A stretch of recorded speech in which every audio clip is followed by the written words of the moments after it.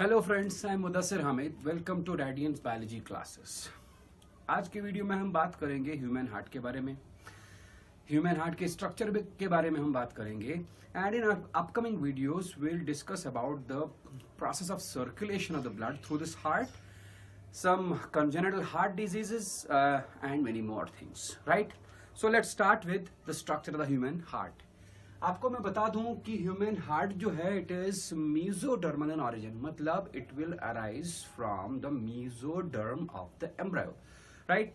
कहां पर होता है? It is situated in the chest cavity, thoracic cavity, in between the two lungs, थोड़ा सा tilted towards the left side of the chest, right?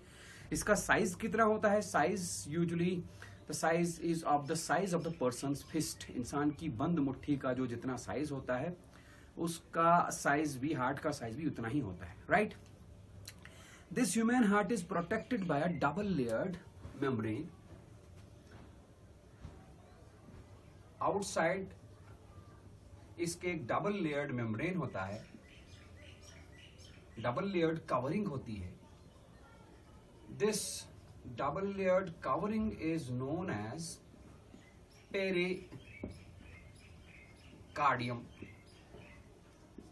Okay, this pericardium has got, as I said, दो layers हैं इसके, double layered है। इसका outer layer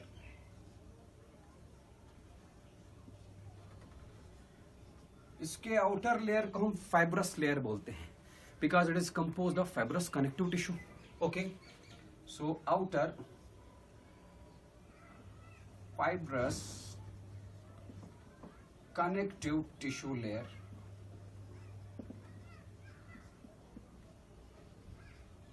plus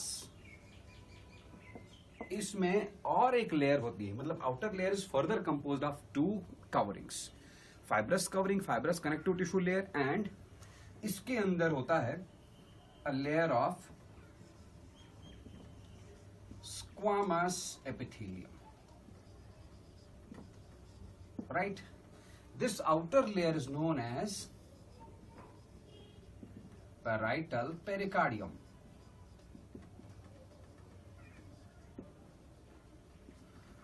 So मैंने कहा कि human heart is externally covered by a membrane, double layered membrane, whose outer layer is known as parietal pericardium. Parietal pericardium is further composed of two coverings. The outer covering is composed of fibrous connective tissue and the inner covering is composed of a layer of squamous epithelium. फिर बात करेंगे हम इसके inner layer की, pericardium के inner layer की। The inner layer of pericardium is known as visceral pericardium.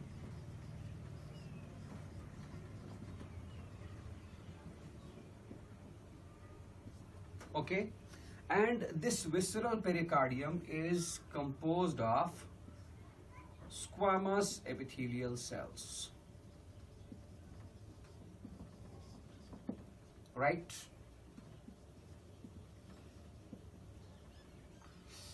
हो गया पेरिकार्डियम। पेरिकार्डियम के अंदर एक muscular, very thick muscular layer होता है, that is known as myocardium. मैं यहां लिखूं inner to pericardium is a very thick muscular layer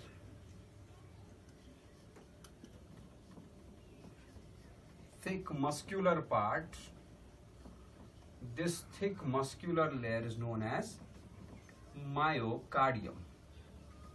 आपको शायद पता हो ये मायोकार्डियम बना होता है कार्डियक मसल्स का, which are involuntary in nature, and inner to this myocardium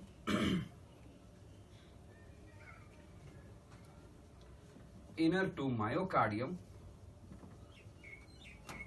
lies another layer which is composed of which is known as endocardium. Okay, ये एंडोकार्डियम जो है it is what is it is composed of again squamous epithelium. simple squamous epithelium. इसके बाद हम बात करेंगे जो ये पेरिकार्डियम के दो लेयर्स होते हैं, इनके बीच में थोड़ी सी गैप होती है। That gap is known as pericardial cavity. और इस पेरिकार्डियल कैविटी के अंदर एक फ्लूइड होता है, the fluid is known as pericardial fluid.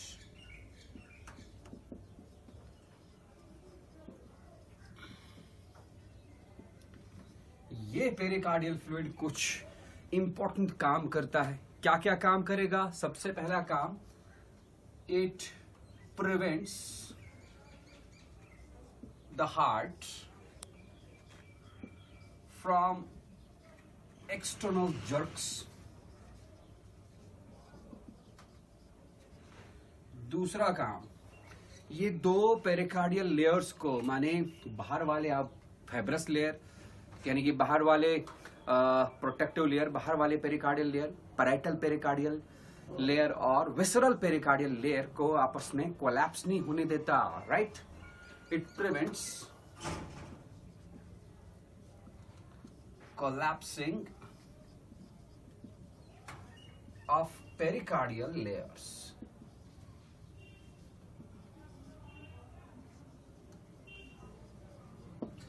Okay. और तीसरा काम भी ये करता है। क्या काम करेगा? It prevents the heart from bad effects of the friction at the time of contraction. Contraction की वक्त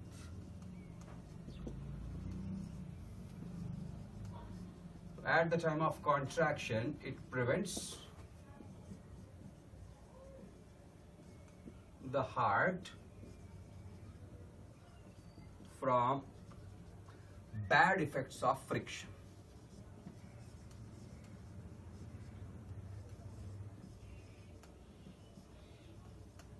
ओके, ये तीन काम करेगा ये पेरिकार्डियल फ्लूइड। मतलब pericardial fluid is very important for the normal functioning of the heart.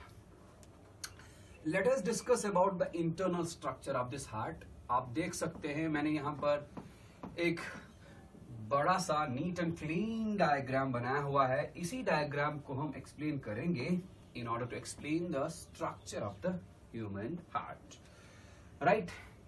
मैं कुछ लेबलिंग करूंगा इसकी। दिस इज सुपीरियर वेना केवा,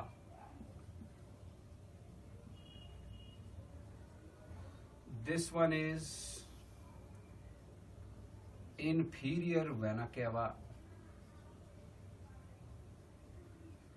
दो बड़ी वेन्स होती हैं, सुपीरियर वेना केवा और इंफीरियर वेना केवा। ये आप देख सकते हैं दोनों वेन्स ओपन होती है। कहां? It is right auricle. Auricle बोलो या एट्रियम बोलो, एक ही बात है। सुपीरियर वेना केवा से upper parts of the body से डीऑक्सीजनेटेड ब्लड आएगा और inferior vena cava brings the deoxygenated blood from lower parts of the body into the right auricle, right? उसके बाद राइट ऑरिकल और ये रहा हमारा राइट वेंट्रिकल। में अंदर ही नाम लिखूंगा इसका, राइट वेंट्रिकल। राइट ऑरिकल और राइट वेंट्रिकल के बीच में एक पार्टीशन होता है। ये इस पार्टीशन को हम बोलेंगे राइट ऑरिक्यूलो वेंट्रिकुलर सेप्टम। और इस ऑरिक्यूलो वेंट्रिकुलर सेप्टम में यहां पर एक ओपनिंग होती है, एक वाल्व होता है। This valve is known as tricuspid valve.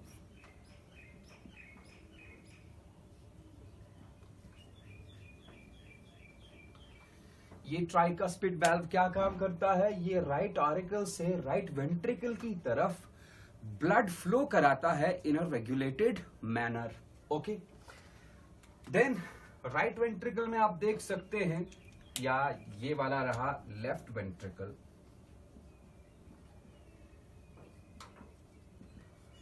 And this one is left auricle. Left auricle की बात करता हूं पहले। लेफ्ट ऑरिकल में ये these two, these are pulmonary veins, right? ये वाले दो, ये दोनों भी क्या हैं? pulmonary veins। ये pulmonary veins लंग्स से ये वाले दो pulmonary veins का ओपनिंग ये रहा। pulmonary veins लंग्स से ऑक्सीजनेटेड ब्लड लाएंगी and that oxygenated blood is drained into the left auricle. उसके बाद लेफ्ट ऑरिकल और लेफ्ट वेंट्रिकल के बीच का partition that is known as left auriculo ventricular septum. इसमें भी एक ओपनिंग होती है, एक वाल्व होता है। The valve is known as, यहां लिखूं, बाइकस्पिड वाल्व।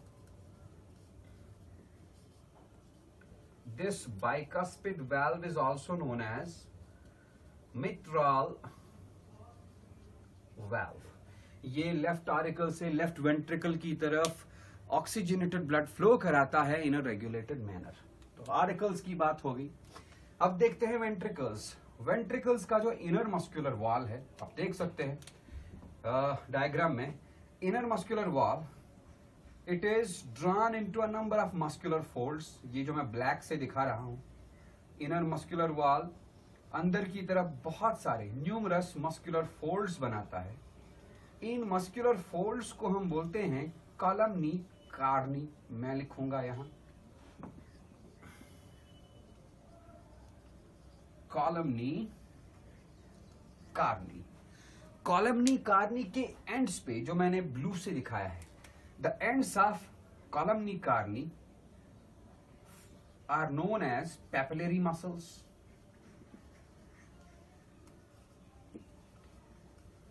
और ये पैपिलरी मसल्स जुड़े रहते हैं कॉर्ड लाइक स्ट्रक्चर्स के साथ। मतलब इन पैपिलरी मसल्स के साथ कुछ धागे जैसे जुड़े होते हैं। ये धागे जैसे, ये thread like structures white fibrous connective tissue के बने होते हैं, कोलेजन फाइबर्स के बने होते हैं।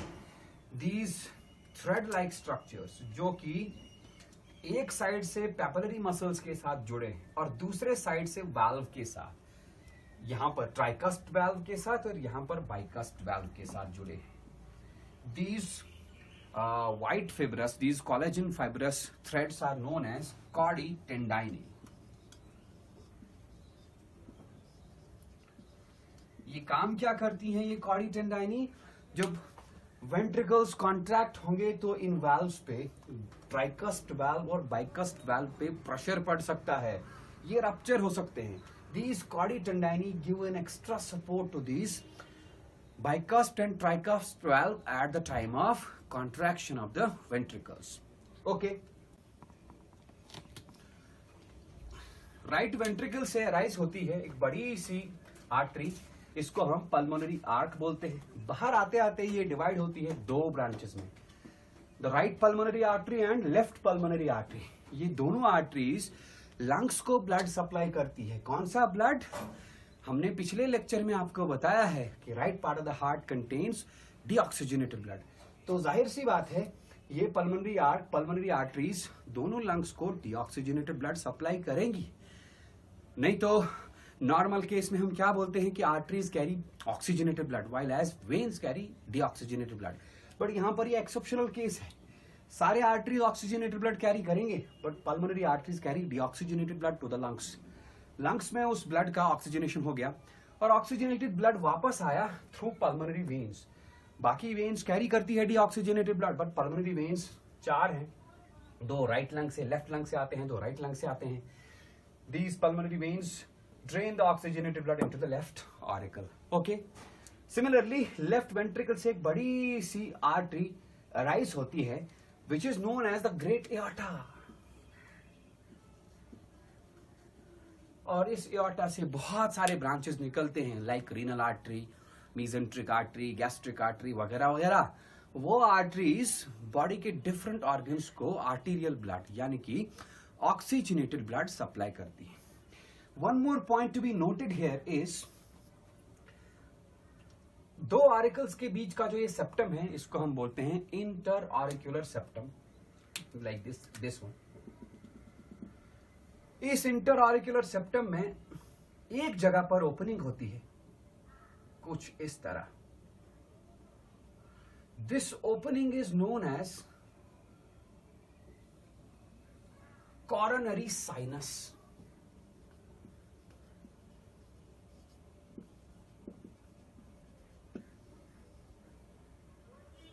ये कॉरोनरी साइनस का काम क्या है? कॉरोनरी साइनस से डीऑक्सीजनेटेड ब्लड आ जाता है again into the right auricle. लेकिन ये डीऑक्सीजनेटेड ब्लड कौन सा वाला ब्लड होता है?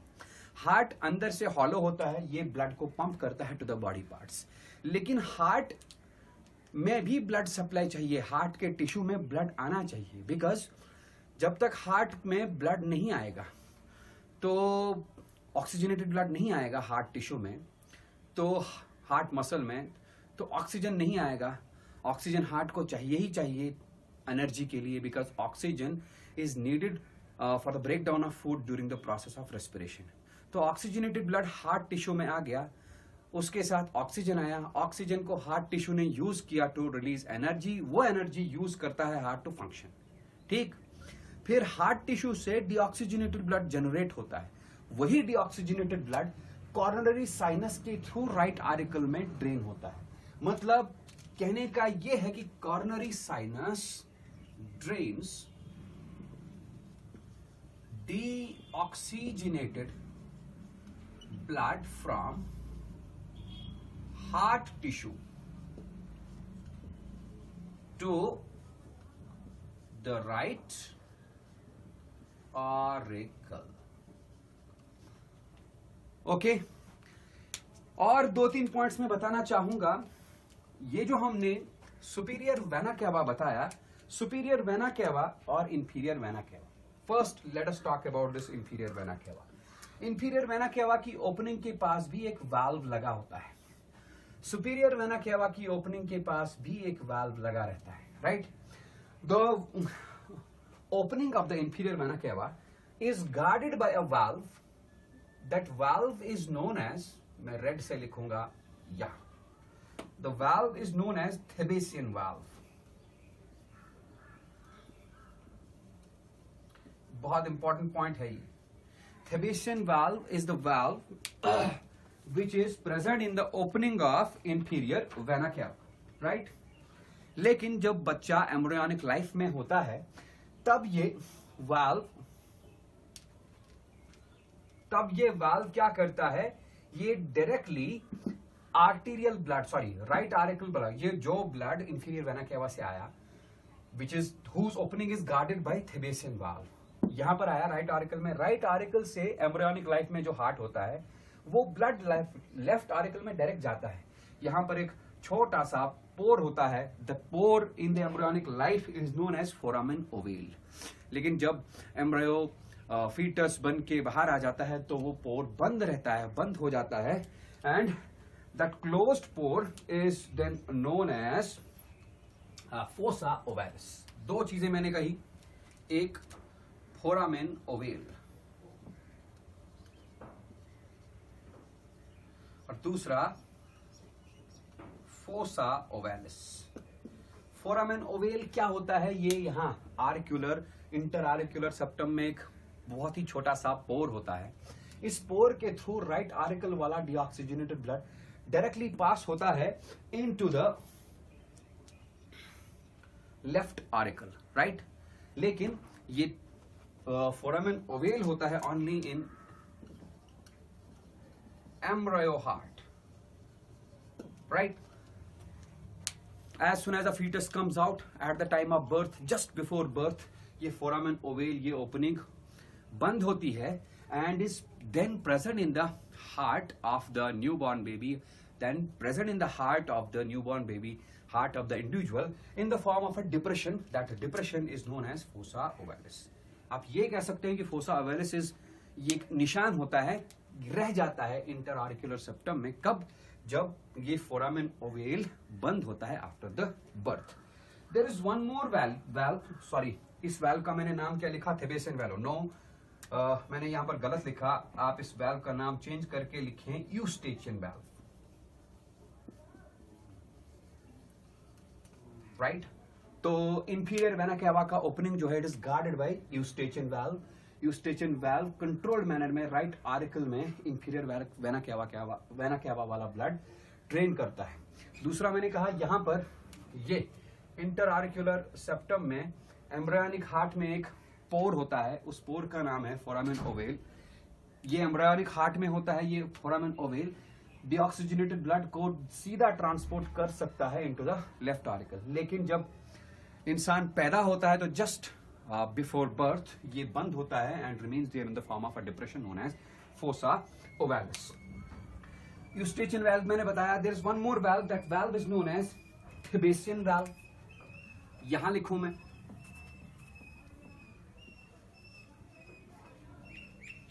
this Thebesian valve is present in the opening of coronary sinus। अभी मैंने कहा coronary sinus, coronary sinus के ओपनिंग में एक valve होता है, that valve is known as Thebesian valve। तो coronary sinus से जो deoxygenated blood drain होता है into the right auricle, that deoxygenated blood is drained into the right auricle in a controlled manner with the help of a sinus, with the help of a Thebesian valve present at the opening of the coronary sinus, right?